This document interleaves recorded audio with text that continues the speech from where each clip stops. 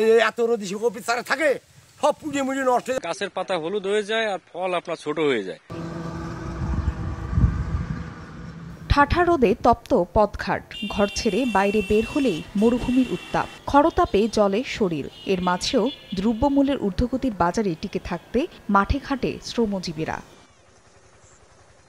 শুধু জনজীবনেই নয়, খরতাপের প্রভাব পড়েছে কৃষি খাতেও। তীব্র গরমে গাছ মরে যাওয়া সহ নানা ধরনের ক্ষতি হচ্ছে ফসলের। খুলনায় জমিতে সেচ দিলেও অল্প সময়েই শুকিয়ে যাচ্ছে। তরমুজ সহ অন্যান্য ফল চাষও ব্যাহত হচ্ছে।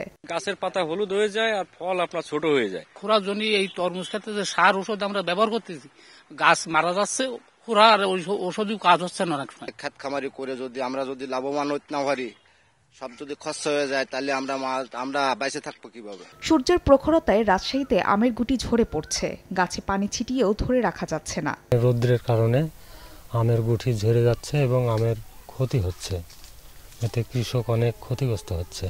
বৃষ্টির প্রয়োজন আর কি, টিউবওয়েলে পানি টানি নাই, এখন আমার খুব সমস্যা আর কি।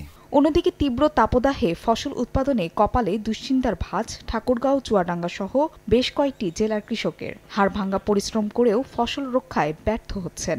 আবাদ করা ভুট্টা, মরিচ, টমেটো সহ অন্যান্য ফসল মাঠেই নষ্ট হচ্ছে।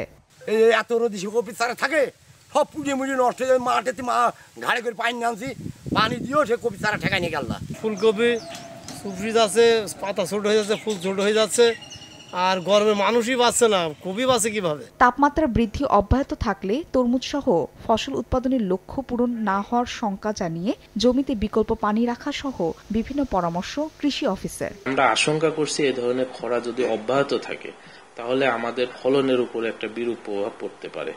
সে কারণে আমরা কৃষকদেরকে বিভিন্ন ধরনের পরামর্শ, তার মধ্যে অন্যতম পরামর্শ যেটা দিচ্ছি সেটা হলো পানির ব্যবস্থা করার জন্য।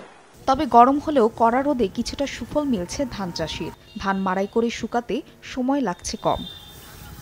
ফাহরিয়া ফারজানা, সময় সংবাদ।